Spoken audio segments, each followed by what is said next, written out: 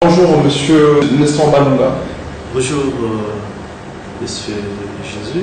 Très heureux de vous avoir aujourd'hui. Merci de répondre à notre invitation. Merci. Aujourd'hui, c'est le jour de l'investiture du nouveau gouvernement, le gouvernement SAM. Quelles sont vos impressions par rapport à cela? Ok, merci pour la question qui est pertinente. Aujourd'hui, comme vous venez de le dire, c'est l'investiture du gouvernement tant attendu par la population dans son ensemble, parce que nous avons entendu beaucoup de choses, des promesses faites par le chef de l'État. Selon lui, il manquait le moyen pour réaliser sa vision. On suppose qu'avec la création de l'union sacrée à la nation et la sortie de son gouvernement qui aujourd'hui est en train d'être investi, les promesses ne seront plus faites. Nous attendons maintenant de passer au réalisme. Donc nous devons passer des promesses au concret. C'est ce que nous attendons de ce gouvernement. Pensez-vous que ce gouvernement va répondre aux attentes de la population? Je ne peux pas d'emblée me lancer dans le jugement de valeur, mais ce que nous pouvons souhaiter à ce gouvernement, c'est de pouvoir apporter des solutions aux problèmes, parce qu'ils sont tous Congolais, ils vivent avec nous au pays, ils connaissent les difficultés que traverse cette population qui le représente au niveau du gouvernement.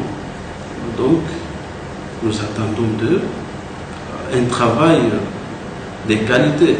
Si vous avez des recommandations à donner à ce gouvernement, vous leur direz quoi? Bon, les recommandations que je ferai à ce gouvernement, c'est de pouvoir donner à manger à la population et aussi penser à la question qui ronge la jeunesse congolaise, qui est celle du chômage. Vous allez voir, si nous avons beaucoup de jeunes qui se baladent, qui s'ingèrent sur les réseaux sociaux, c'est parce qu'ils sont à la recherche de l'emploi. Si le gouvernement cherchait à créer de l'emploi par le trichement de la sécurité d'abord, parce que les investisseurs ne peuvent pas venir investir sans qu'il y ait la paix. Donc la paix doit être une priorité des priorités. Et surtout pour la guerre de l'Est, ils doivent s'impliquer pour que la paix revienne dans cette partie de la République. Avant son investiture, le gouvernement SAM a été contesté par le caucus des députés. Un mot par rapport à ces députés? Effectivement, c'est un point qui m'a tellement choqué.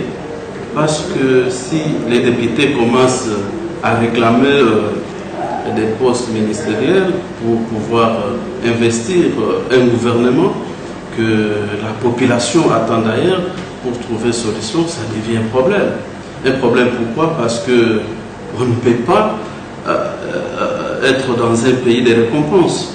Quand vous travaillez pour trouver solution au problème du pays, on doit le faire en âme et conscience. Parce qu'ils sont là pour représenter la population. Aujourd'hui, cette population est en train de souffrir. Il faut lire sur le visage des Congolais. Vous allez voir que le sentiment de joie qui les animait au départ, ce n'est pas le même sentiment qu'ils ont aujourd'hui. Pourquoi? Parce que la souffrance est en train de prendre l'ascenseur.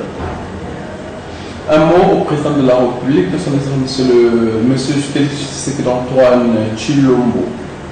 Oui, si je dirais un mot au président, c'est de cesser avec trop de promesses.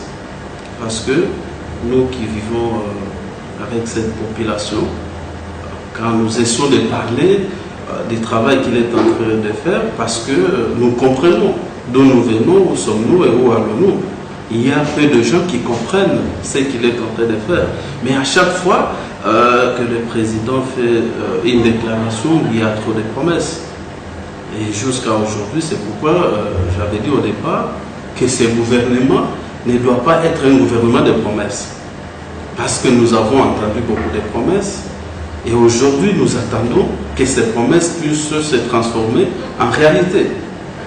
Nous voulons voir la paix à l'Est, nous voulons voir la population se réjouir de ses richesses, nous voulons voir les jeunes être engagés à avoir de l'emploi.